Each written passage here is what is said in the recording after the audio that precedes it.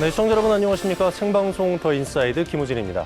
폭염과 코로나의 팔로가 막힌 지역 농가들이 이중고를 겪고 있습니다. 하지만 최근 화천 애호박의 추가 산지 폐기를 막았던 착한 소비가 관심을 모으면서 인제와 화천 토마토를 시작으로 지자체마다 온라인 마케팅에 나서고 있는데요. 많은 관심과 응원이 지역 농가의 힘이 되길 기대해 보겠습니다. 강원도의 오늘과 소통하는 시사 큐레이터 생방송 더 인사이드 시작하겠습니다.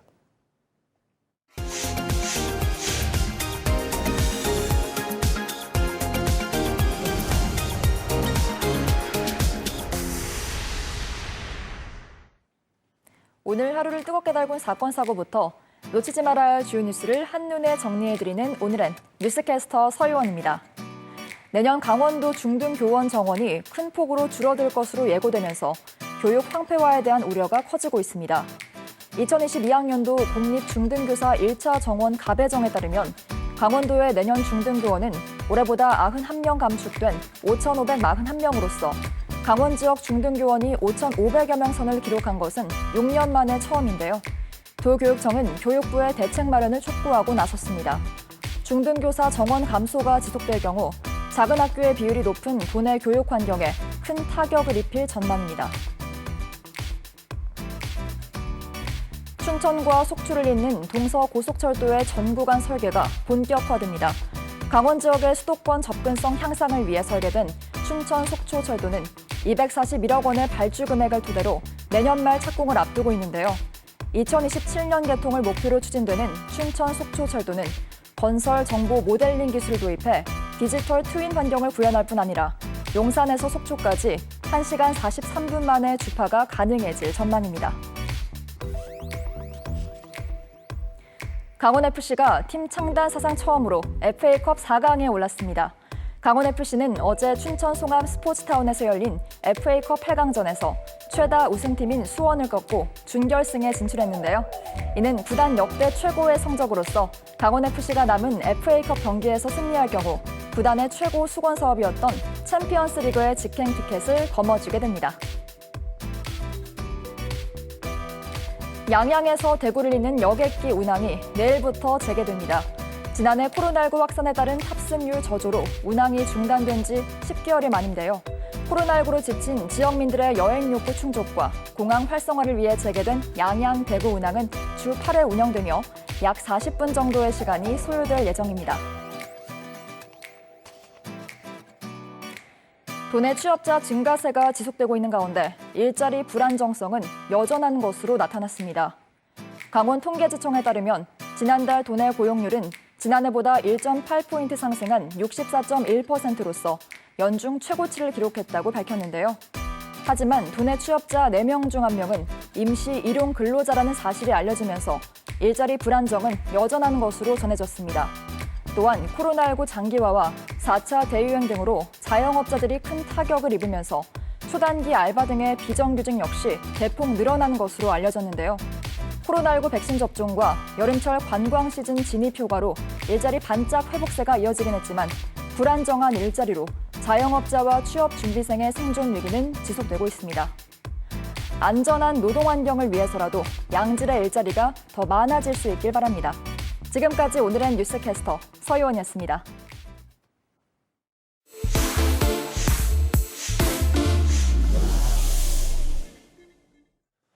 네, 이번엔 화제 뉴스를 기자의 시선으로 정리해보는 시간입니다. 최돈희 기자 나와 있습니다. 어서 오십시오.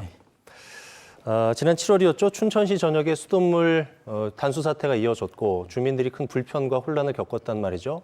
춘천시의 대응 관련돼서도 비판 여론 거셌었고 결국은 춘천시가 피해 보상에 나선다고 하는데 그간의 과정들을 좀 정리해보면 좋을 것 같아요. 예, 지난달 9일 춘천 도심 전역에 수돗물 공급이 중단되는 사태가 발생했습니다. 도심 지역은 상대적으로 빨리 복구가 됐는데 외곽 지역은 일주일가량 수돗물 공급에 차질이 빚어졌습니다. 폭염 속 갑작스런 단수 사태의 피해가 상당했는데요. 일부 시민들은 손해배상 소송에 나서는 등 집단 움직임도 일었습니다. 단수 사태 한 달여 만에 춘천시가 피해 보상 절차에 들어갔는데요. 오늘부터 이달 말까지 읍면동 행정복지센터와 전자메일을 통해서 피해 보상 신청 접수를 받기로 했습니다. 이 신청 접수가 끝나면 보상심의위원회가 열리고 심의위원회에서 보상 기준과 범위가 정해지면 빠르면 11월쯤 보상이 이뤄질 것으로 보입니다. 네. 좀 더 들어가 볼까요? 지역마다 단수 기간이 다를 거고 또 이게 개인이냐 소상공인이냐에 따라서 피해 규모도 점차 좀 다를 것 같은데 보상의 기준, 대상, 범위 이런 걸 좀 봐야 될 것 같아요. 그렇죠. 가장 궁금해하시는 부분인데 결론부터 말씀드리면 아직 정해진 게 없습니다. 예. 말씀하신 대로 상황에 따라 피해 사례가 다 다르고 피해 정도도 다 다르기 때문입니다. 일단 다음 달 예정된 보상심의위원회에서 접수된 피해 사례를 검토해서 구체적인 보상 범위나 대상이 정해질 것으로 보입니다. 예. 이 심의위원회는 4-5차례에 걸쳐서 열릴 예정인데 심의 과정을 통해서 보상 기준을 정하고 기준에 따라 범위나 액수 등이 정해질 것으로 보입니다. 그런데 오늘 시작했는데 벌써부터 불만이 많은 것 같습니다. 예. 수돗물이 나오지 않아서 발생된 피해는 사실 이건 말고도 여러 가지일 텐데 보상 항목은 생수나 정수기 필터, 수도꼭지 필터 등으로 굉장히 제한적입니다. 일단은. 그래서 설사 보상 항목이 있다고 해도 이 영수증 같은 증명 자료를 꼭 갖고 있어야 한다고 합니다. 예. 이 폭염 속에 일주일 가까이 단수가 돼서 큰 피해를 겪었는데 그 피해를 시민 스스로 입증해야 하는 상황이라 불만이 더 많은 것 같습니다. 춘천 말고도 다른 지자체에서도 이런 일이 있었는지도 좀 들여다봐야 될 것 같고 시민들이라든가 전문가들의 의견은 어때요? 그 탁수로 인한 피해는 이전에도 곳곳에서 있었습니다. 예. 재작년 인천에서 붉은 수돗물 문제가 발생해서 사회적으로 큰 관심을 끌었던 바 있고 이때 춘천에서도 이제 이 탁수 문제가 발생했고 작년엔 광주에서도 탁수가 발생하는 사례가 있었습니다. 사실 이 탁수는 그 수돗물 운영 과정에서 종종 발생하는 현상이라고 합니다. 그런데 이번에 이제 춘천 같은 경우 문제가 크게 된 건 이 단수 기간이 이례적으로 길었다는 건데 환경당국도 이 단수 상황이 도심 전역에 걸쳐서 발생했고 일주일 가까이 지속되는 경우라 보고 이런 경우는 상당히 이례적인 경우라고 보고 당시에 이제 비상대책반까지 가동됐었습니다. 그래서 상당수 시민들은 단수는 이해할 수 있다. 그런데 이 단수 이후에 춘천시가 보여준 이 미숙한 대처는 예. 다소 좀 이해할 수 없다는 반응이 많았습니다. 그러니까 단순하게 피해 보상도 그렇지만 가장 중요한 건 역시 안전하고 깨끗한 수돗물을 지속적으로 공급받는 거 아니겠습니까? 춘천 같은 경우에는 소형 취수장 시설물 보수라든가 탁수 발생 원인 이거는 좀 깔끔하게 해결이 됐어요? 그 깔끔하다는 표현이 좀 아직은 좀 부족할 것 같은데요. 예. 이 단수 사태 원인이 된 그 취수장 내 그 취수 펌프는 사실 지금은 응급처치만 한 상태고 예. 그 파손된 가압 밸브 연결 부위 교체는 아직 마무리되지 않았습니다. 그렇군요. 춘천시 발표에 따르면 해당 밸브는 주문 제작을 해야 되는 부품이라서 제작 기간이 다소 이제 길다는 고 얘기했는데요. 뭐 그 교체하는 과정에 또 저번과 같은 단수 상황이 또 벌어지지 않을까 우려하는 예. 분들 많으신 텐데 그 당시 이제 제작이 완료돼서 교체를 할 때는 춘천시는 그때는 이제 정수장에 물을 충분히 채워놓고 심야 시간에 진행할 예정이어서 저번과 같은 단수 사태는 절대 일어나지 않을 거라고 밝힌 바 있고 이 탁수 문제는 단수 사태 이후에 춘천시가 수차례 수질 검사를 통해서 음용에는 전혀 문제가 없다. 그리고 이후에 열린 전문가들의 판단도 수질에는 전혀 문제가 없다고 발표한 바 있습니다. 그렇죠. 이런 일이 다시는 이제 발생하지 말아야 될 텐데 춘천시에서도 나름의 대책, 방지책을 좀 세우고 있을 것 같아요. 깊이 있게 좀 들어가 볼까요? 이번 대규모 단수 사태로 좀 빛이 바래긴 했지만 춘천시는 그동안 이 수돗물을 안심하고 사용할 수 있는 수돗물 공급 시스템 사업을 벌이고 있었습니다. 예. 그 스마트 관망 관리 시스템이라고 하는 사업인데 취수원에서부터 각 가정의 수도꼭지까지 수돗물이 공급되는 전 과정에 그 ICT라는 첨단 기술을 접목시켜서 실시간으로 수량이나 수질을 관리할 수 있는 시스템입니다. 지금은 탁수나 단수 같은 수돗물 공급에 문제가 생기면 어느 지역에 어떤 피해가 발생했는지 원인은 뭔지 즉각 대응하기 어려웠는데요. 사실 사람이 일일이 그 현장에 나가봐야 알 수 있는 것들이었는데 이 시스템이 도입되면 원인 파악이나 대처가 한결 정확하고 빨라질 거라고 춘천시는 기대하고 있습니다.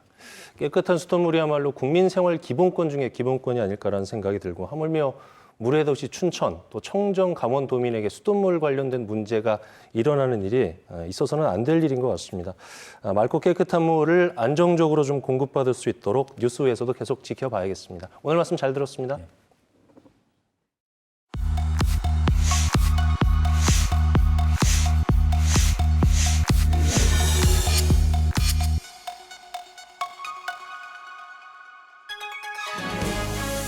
초고령사회라는 평창군의 노인 복지 정책을 노인의 핵심 복지 욕구가 노인 복지 문제이기 때문에 어르신 지원 서비스가 어떻게 있는지 이 살림과 직접적인 관계가 있는 평창 살림 수도를 만들겠다라는 것입니다. 대한민국 살림 수도 평창 이런 것들을 좀 살림 수도라는 얘기들을 네, 계속해서 이슈와 시사를 통해서 우리 사회를 읽어보는 시간, 주민사이드 시간입니다. 오늘은 자치발전 전략 대토론회 중에 평창군의 내용을 중심으로 얘기를 나눠보도록 하겠습니다. 한원기 평창군수 자리하셨습니다. 안녕하십니까? 안녕하십니까? 네. 보통 노년 인구 비율이 20% 이상이면은 초고령 사회에 접어들었다 이렇게 말들을 하는데 평창군 같은 경우는 올해 30%를 넘어서면서 고령화가 좀 심각해지고 있는 분위기입니다. 이번 토론의 첫 주제이기도 하고요. 초고령 사회를 살고 있는 평창의 모습 어떻게 보고 계신지요, 교수님?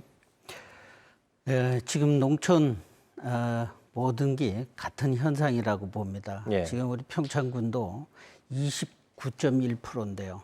우리가 8개 면이 있는데 그중에서 인구가 작은 미탄, 박림, 용평, 대화면. 여기는 벌써 미탄, 박림은 36%가 넘었고요. 박림, 용평은 33%, 30%에 육박합니다. 그래서 평균이 29.1%에 육박하는 초고령 사회로 가는데 내년도에는 뭐 평균이 30% 가지 않을까 이렇게 봅니다. 이 노인이 되면은 이제 경제적인 면으로도 어려워지거든요. 또 신체적으로나 또 정신적으로 기능도 저하가 되고 또 이런 이제 노인들의 또 여가 공간도 문제가 되고 이렇게 되기 때문에 이런 문제를 또 해결해야 되는 문제들도 있고요. 또 고령화는 또 노동 인구의 감소를 가져옵니다.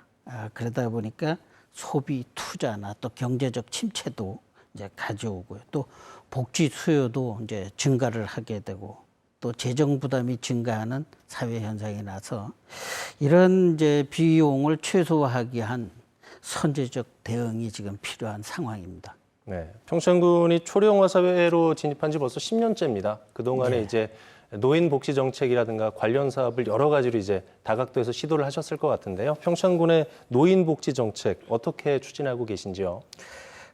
저희 군은 이제 일자리, 어르신들의 일자리가 있어야지 재정을 좀 개선해 줄 수 있죠. 예. 그다음에 어르신들의 건강, 또 어르신들을 돌봐주는 돌봄, 그다음에 여가 활동을 갖다가 개선해 주는 그러한 정책을 바탕으로 해서 추진을 하고 있습니다. 그래서 그 첫 번째로 어르신들에게 정기적인 소득을 좀 작지만 주기 위해서 노인 일자리 사업을 갖다가 많이 확대를 하고 있습니다. 그래서 2017년도에 한 925명이었던 일자리가 현재는 2,670명으로 한 188%가 증가를 했죠. 이렇게 이제 양적인 증대도 좀 해줘야 되고요. 또 아울러서 장기적으로는 질적인 증대를 좀 해줘요. 질적으로 좋은 자리를. 그래서 이러는 이제 공공의 이제 일자리와 또 시장형 일자리죠. 그래서 이런 시장형 일자리는 이제 안정되고 매일 출퇴근이 가능하죠. 그래서 이런 질적인 일자리를 현재 한 15개 사업단을 이용을 하고 있습니다. 그래서 이런 양적인 일자리와 질적인 일자리를 현재 좀 많이 창출해 주려고 노력을 하고 있고 내년도에는 이제 공공 이불 빨래방을 하는 시장형 일자리를 만들어 줄 이제 예정입니다. 그래서 두 번째로는 이제 어르신들의 건강한 생활을 유지하게끔 하기 위해서 이 건강한 노년 생활을 이제 할 수 있도록 해야지 삶의 만족도도 이제 높아지고 또 그 의료비에 대한 부담도 적어지고 예. 이러다 보면 사회적 비용이 이제 경감이 되거든요. 그래서 저희가 이제 전국 지자체 최초로 노세 예방 프로그램이라는 것을 이제 하나 운영을 하고 있습니다. 이거는 노인 어르신 1,500명을 대상으로 해가지고 개별 노세 원인을 파악을 해서 이 맞춤형 개별 이제 처방을 해주게 되고 있습니다. 그래서 이걸 지금 한 3년째 하고 있어요. 그러다 보니 이 결과가 현재 많이 좋아지고 있어요. 그러다 보니 운동 능력도 향상이 되고 또 치매나 우울증이 완화되는 효과를 거두고 있습니다. 앞으로 이런 노쇠 예방이 이제 그 데이터가 축적이 되고 이렇게 되면 아마 좋은 어르신들 건강 처방이 나오리라고 봅니다. 그래서 이런 것들이 나오게 되면 전 국민한테로 혜택을 주는 사업을 할 계획이고요. 세 번째로는 이제 어르신들을 이 돌봄이 이제 앞으로 많이 문제가 되고 있거든요. 예. 그래서 어르신들이 지금 보면은 고령 독거노인이 많이 발생이 되고 있어요. 또 이 가족들의 또 돌봄이 점점 약화가 되는 경향이 많이 있습니다. 그래서 이제 우리 군에서 이런 예방적 돌봄이 많이 필요한 상태입니다. 그래서 이 어르신 돌봄은 이제 이 두 가지로 나뉘거든요. 장기 요양 시설에서 이제 고동이 아주 불편하신 분들은 장기 요양 시설로 가야 되고, 고동이 괜찮으시면서 이제 계시는 분들은 지역 사회에 살면서 돌봄을 받아야 되는데, 다행히 우리는 이제 장기 요양 시설은 많이 있어요. 한 26개 시설이 있어서 아주 괜찮고요. 이제 다음에 이제 우리가 해야 될 건 노인 맞춤 돌봄 서비스와 재가노인 서비스죠. 지역사회에 살면서 우리가 재가노인 식사도 배달해주고 또 이 장수 식당도 운영하고 또 어르신이 밤사이에 잘 주무시는지 움직임이 있나 없나를 감지하는 그 응급 안전 서비스라는 게 있습니다. 그래서 어르신이 장시간 움직이지 않고 가만히 계시면 우리 응급처치 요원들이 거기를 달려가게 됩니다. 그래서 이러한 응급관리요원이 출동을 해서 안전을 도모해주고 있는 이런 사업도 하고 있고요. 네 번째로는 이제 아무래도 어르신들이 많이 늘어나고 이러다 보니까 이 노인 여가 환경이 자꾸 좁아지게 됩니다. 그래서 이런 노인 여가 환경을 좀 개선해 줘야 되는데, 이런 노인 여가 환경을 개선해 주는 이제 가장 좋은 방법은 가장 접근성이 좋은 마을별 노인회관이 되겠어요. 그래서 경로당의 시설 확충과 또 개선을 집중적으로 저희들이 이제 하면서 쾌적한 경로당을 만들어 주려고 하고 있습니다. 근데 이 많은 이제 여가 사업 중에서도 이제 한 가지 보면 경로당을 찾아가서 이제 순회하면서 하는 프로그램 중에가 하나 있는데 노래교실하고요. 아무래도 이제 건강이 다들 관심이 있으신 모양이에요. 건강체조 같은 프로그램이 가장 인기가 있는 것으로 있습니다. 그래서 앞으로 이러한 노인복지 정책을 기조로 한 복지 정책을 더욱더 좀 발전시키려고 노력하고 있습니다. 군수님 모셔서 말씀 듣다 보니까 한 번에 역시 주거하고 복지하고 여가를 아우르셔서 하나의 시스템 안에서 이제 노인 정책이 이루어져 가고 있구나, 이런 인상을 좀 받았는데, 코로나 시대 기후 변화에 대한 관심이라든가 비대면 트렌드가 산림도시 평창의 전환점이 될 수도 있을 것 같거든요. 평창이 가진 강점, 가능성 어떤 게 있다고 보세요, 군수님? 평창은 아무래도 산림이 잘 보존되어 있습니다. 그러다 보니 평창의 이 강점이라고 할 것 같으면 시원하고 쾌적한 기후라고 할 수가 있습니다. 두 번째로는 또 이 천혜의 특성화된 산림 자원을 가지고 있고요. 또 세 번째로는 평창이 이제 올림픽을 치르고 나니까 수도권과의 접근성이 아주 용이하다고 볼 수가 있습니다. 그러면서 우리 평창에 이제 산양삼 또 특구가 지정되어 있고 이러다 보니까 힐링 관광과 이 먹거리, 산양상을 결합한 산림 휴양 산업을 육성하기에 아주 최적의 조건이 아니냐, 이렇게 이제 보고 있습니다. 그래서 앞으로 우리가 이제 이러한 산림을 활용한 휴양치유 단지도 조성을 하고요. 또 산악 생태 이런 관광단지도 조성을 하고 또 산양삼을 활용한 그 생물자원 산업도 육성을 해서 앞으로 산림도시 평창에 전환점이 되는 산업으로 좀 앞으로 도약하려고 합니다. 군수님 모셔서 이제 평창군의 새로운 성장 동력에 대해서 우리가 얘기를 좀 나눠봤는데, 끝으로 좀 정리 말씀을 좀 짧게 부탁드려도 될까요? 예, 지금 저희가 84%가 산림으로 이루어져 있습니다. 예. 16%가 이제 농지와 우리가 살고 있는 도로, 하천, 주거 지역으로 되어 있죠. 그래서 앞으로 산림 동력은 산림에서 찾아야 된다고 봅니다. 그런데 이 산림이 많은 규제로서 지금 활용을 못할 수 있는 이제 규제들이 많이 있습니다. 그래서 백두대간보호법이라든가 또 산지관리법이라든가 국유림법, 산림보호법, 또 자연공원법, 또 환경보호법 뭐 이런 것들이 네. 너무 많습니다. 이런 규제가 타파가 된다면은 아무래도 좀 더 나은 발전 성장 동력이 되리라고 봅니다. 알겠습니다. 평창에는 사실 무궁무진한 산림 자원이 있지 않습니까, 교수님? 네. 치유와 힐링을 필요로 하는 요 코로나 시대를 맞물려서 이것이 더 각광받을 수 있기를 기대하면서 오늘 말씀 여기까지 듣겠습니다. 지금까지 한원기 평창군수와 얘기 나눠봤습니다. 오늘 말씀 고맙습니다. 감사합니다.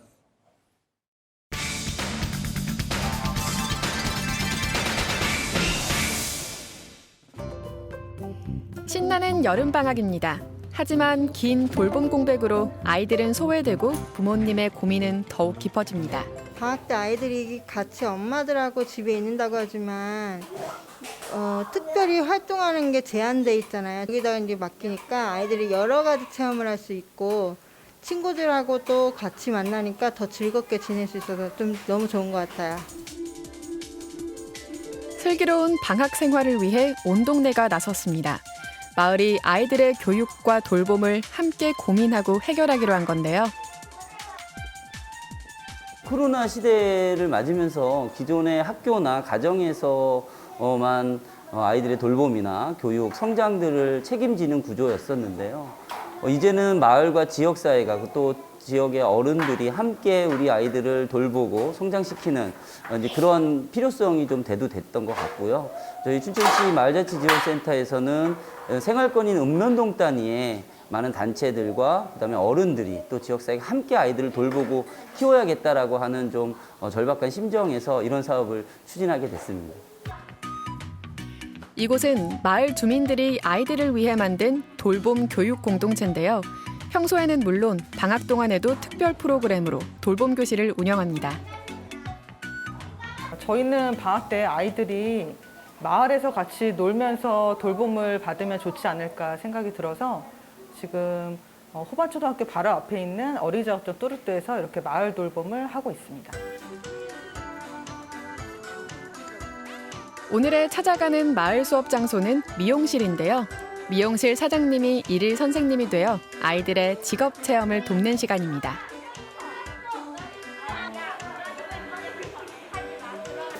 재밌고 되게 신기하고 엄청 좋았어요. 마을 선생님에게도 뜻깊은 시간이었을 것 같은데요. 정신은 없지만 그래도 아이들하고 좋은 시간 보낸 것 같아서 재밌고요. 그리고 아이들도 재밌어하고 즐거워하는 것 같아서 좋은 시간이 된 것 같습니다.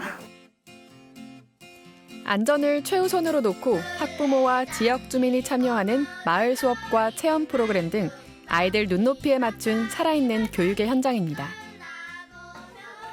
돌봄에 있어서 가장 중요한 것 중 하나가 먹거리인데요. 방학 기간에도 식사와 간식까지 꼼꼼히 챙길 수 있어 안심입니다. 집에 있는 것보다는 이쪽 나와서 친구들이랑 노니까 아주 좋아해요. 일단 돌봄을 하려면 아이들한테 익숙한 장소가 필요하거든요. 그러니까 뭔가 집같이 편안한 공간에서 평소 만나던 친구들을 편하게 만나고 노는 공간이 상당히 중요하다고 생각을 해요. 근데 이 공간이 아이들한테는 되게 친숙한 공간이고 안정적인 공간이어서 되게 재밌게 지금 돌봄을 하고 있습니다. 춘천의 한 마을에 위치한 이곳은 서로를 어우르는 마을이라는 의미를 가진 교육 공동체 어우름입니다. 춘천시 사북면에 있는 학교와 학부모님들, 돌봄 시설과 마을 주민들이 함께 모여서 우리 아이들의 돌봄과 교육을 함께 고민하고 함께 논의하는 그런 협의체입니다. 어우름은 청소년들이 직접 회의에 참여해 활동 프로그램을 기획하기도 하고 마을의 인적 문화 자원을 이해하는 경험을 해나가고 있습니다.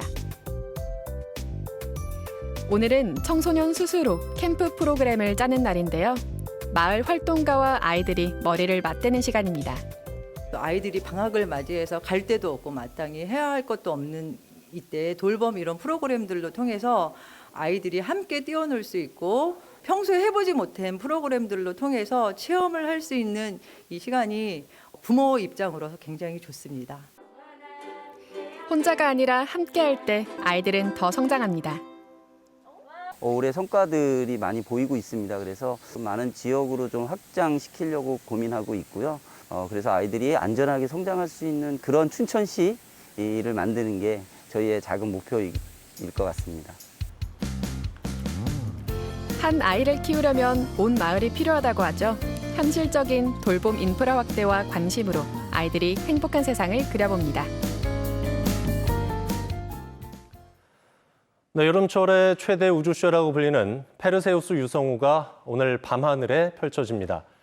양구 국토정중앙천문대는 국립과천과학관과 함께 페르세우스 유성우를 오늘 밤 10시부터 다음 날 내일 새벽 4시까지 유튜브 채널을 통해서 생중계하게 되는데요. 세계 곳곳에서 촬영된 유성우와 은하수에 대한 이 해설과 함께 비처럼 쏟아지는 별똥별을 볼 수가 있다고 합니다. 자, 별 보기 좋은 계절입니다. 가족과 함께 좋은 추억 만드시길 바라면서 생방송 더 인사이드 저희는 여기서 인사드리겠습니다. 편안한 저녁 시간 보내십시오. 고맙습니다.